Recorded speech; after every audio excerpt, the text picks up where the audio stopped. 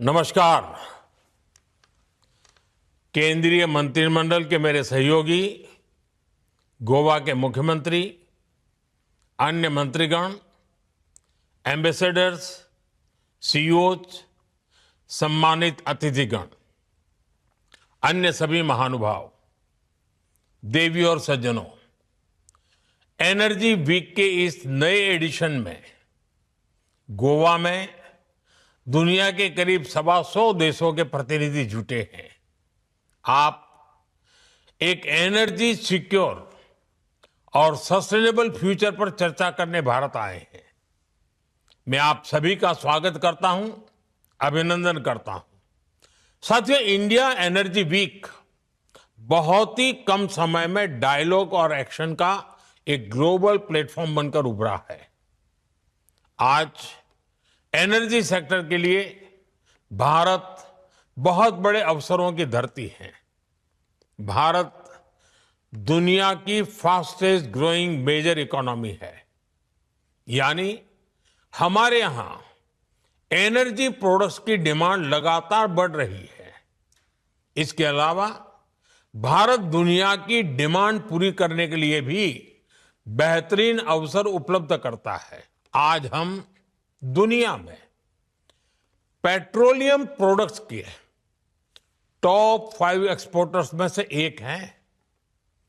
दुनिया के 150 से ज्यादा देशों तक हमारी एक्सपोर्ट कवरेज है और भारत की ये क्षमता आपके बहुत काम आने वाली है।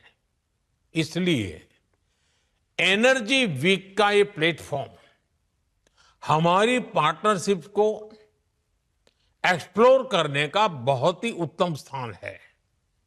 मैं आप सभी को बहुत सारी शुभकामनाएं देता हूं। फ्रेंड्स, अपनी बात आगे बढ़ाने से पहले मैं एक बड़े डेवलपमेंट की चर्चा करना चाहूंगा। कल ही भारत और यूरोपियन यूनियन के बीच एक बहुत बड़ा एग्रीमेंट हुआ है। दुनिया में लोग इसकी चर्चा मदर ऑफ ऑल डील्स के रूप में कर रहे हैं। ये समझौता भारत के 140 करोड़ लोगों और यूरोपीय देशों के करोड़ों लोगों के लिए बहुत बड़े अवसर लेकर आया है। ये दुनिया की 2 बड़ी इकोनॉमीज के बीच तालमेल का एक शानदार उदाहरण बना है। ये समझौता ग्लोबल जीडीपी के करीब 25% और ग्लोबल ट्रेड के करीब 1/3 हिस्से को रिप्रेजेंट करता है। ये समझौता ट्रेड के साथ साथ डेमोक्रेसी और रूल ऑफ लॉ के प्रति हमारे शेयर्ड कमिटमेंट को भी सशक्त करता है। साथियों, ईयू के साथ हुआ ये फ्री ट्रेड एग्रीमेंट ब्रिटेन और एप्टा समझौतों को भी कॉम्प्लीमेंट करेगा। इससे ट्रेड और ग्लोबल सप्लाई चेन दोनों को मजबूती मिलेगी। मैं भारत के नौजवानों को, सभी देशवासियों को इसके लिए बहुत बहुत बधाई देता हूं। मैं textile, James and jewellery, leather and shoes, ऐसे हर सेक्टर से जुड़े साथियों को भी बधाई देता हूं। ये समझौता आपके लिए बहुत सहायक सिद्ध होगा। साथियों, इस ट्रेड डील से भारत में मैन्युफैक्चरिंग को तो बल मिलेगा ही, साथ ही सर्विसेज से जुड़े सेक्टर का भी और अधिक विस्तार होगा। ये फ्री ट्रेड एग्रीमेंट दुनिया के हर बिजनेस, हर इन्वेस्टर के लिए भारत पर कॉन्फिडेंस को और मजबूत करेगा। साथियों, भारत आज हर सेक्टर में ग्लोबल पार्टनरशिप पर बहुत अधिक काम कर रहा है।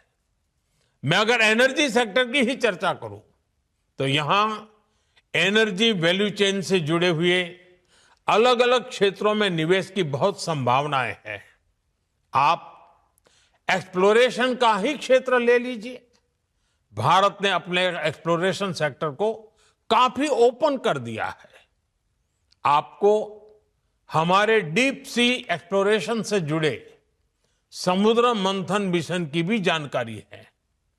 हम इस दशक के अंत तक अपने ऑयल एंड गैस सेक्टर में इन्वेस्टमेंट को $100 बिलियन तक ले जाने का प्रयास कर रहे हैं। हमारा लक्ष्य एक्सप्लोरेशन के दायरे को भी 1 मिलियन स्क्वायर किलोमीटर तक विस्तार करने का है। इसी सोच के साथ हमारे यहां 170 से अधिक ब्लॉक्स को अवार्ड किया जा चुका है। अंडमान निकोबार का बेसिन भी हमारी नेक्स्ट हाइड्रोकार्बन होप बन रहा है। साथियों, हमने एक्सप्लोरेशन सेक्टर में काफी रिफॉर्म्स भी किए हैं। नो गो एरिया बहुत कम कर दिया गया है। इंडिया एनर्जी वीक के पिछले एडिशंस में आपको भी जो भी सुझाव थे, आपने जो कुछ भी कहा, उनके अनुसार हमने अपने एक्ट्स और रूल्स में भी बदलाव किए हैं। यदि आप एक्सप्लोरेशन सेक्टर में इन्वेस्ट करते हैं तो आपकी कंपनी की प्रॉफिटेबिलिटी बढ़ना तय है। साथियों, भारत की एक और विशेषता है जो है एनर्जी सेक्टर में इन्वेस्टमेंट को बहुत फायदेमंद बनाता है। हमारे यहां बहुत बड़ी रिफाइनिंग कैपेसिटी मौजूद है। हम रिफाइनिंग कैपेसिटी के मामले में विश्व में दूसरे स्थान पर है। जल्द ही हम दुनिया में पहले नंबर पर होंगे। आज भारत की रिफाइनिंग कैपेसिटी करीब 260 MMTPA की है। इसे 300 MMTPA के ऊपर ले जाने के लिए निरंतर प्रयास हो रहा है। ये इन्वेस्टर्स के लिए बहुत बड़ा एडवांटेज है। साथियों, भारत में LNG की डिमांड भी निरंतर बढ़ रही है। हमने अपनी टोटल एनर्जी डिमांड का 15% LNG से पूरा करने का लक्ष्य रखा है। इसलिए हमें LNG के पूरे वैल्यू चेन पर काम करने की आवश्यकता है। आज भारत ट्रांसपोर्टेशन पर भी बहुत बड़े स्तर पर काम कर रहा है। LNG ट्रांसपोर्टेशन के लिए जिन वेसल्स की जरूरत है, हम उन्हें भारत में ही बनाने पर काम कर रहे हैं। हाल में ही भारत में शिप बिल्डिंग के लिए 70,000 करोड़ रुपए का प्रोग्राम शुरू किया गया है। साथ ही LNG के लिए देश के पोर्ट्स पर टर्मिनल के निर्माण में भी निवेश की अनेक संभावनाएं हैं। रीगैसिफिकेशन से जुड़े प्रोजेक्ट्स में भी आपके लिए इन्वेस्ट करने की बड़ी संभावनाएं बन रही है। साथियों, LNG के ट्रांसपोर्टेशन के लिए भारत में बहुत बड़ी पाइपलाइन की भी जरूरत है। बीते सालों में इस पर हमने बहुत निवेश किया है, लेकिन अभी भी बहुत बड़े पैमाने पर इन्वेस्टमेंट के लिए संभावनाएं हैं। आज भारत के कई शहरों में सिटी गैस डिस्ट्रीब्यूशन का नेटवर्क पहुंच चुका है और हम तेजी से अन्य शहरों में भी इससे जोड़ रहे हैं। सिटी गैस डिस्ट्रीब्यूशन भी आपके निवेश के लिए बहुत ही आकर्षक क्षेत्र है। साथियों, भारत की इतनी बड़ी जनसंख्या है, हमारी इकोनॉमी लगातार बढ़ रही है। ऐसे भारत में पेट्रोकेमिकल प्रोडक्ट्स की डिमांड भी लगातार बढ़ने वाली है। इसलिए हमें बहुत बड़े एनर्जी इंफ्रास्ट्रक्चर की आवश्यकता होगी और इसमें भी आपका इन्वेस्टमेंट आपको बहुत ग्रोथ देगा। इन सब के अलावा भारत में डाउनस्ट्रीम एक्टिविटीज में भी आपके लिए इन्वेस्टमेंट के बहुत मौके हैं। साथियों, आज का भारत रिफॉर्म्स एक्सप्रेस पर सवार है और हर सेक्टर में तेजी से रिफॉर्म्स कर रहा है।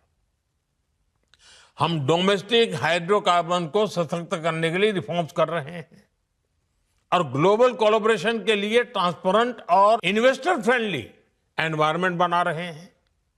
भारत अब एनर्जी सिक्योरिटी से आगे बढ़कर एनर्जी इंडिपेंडेंस के मिशन पर काम कर रहा है।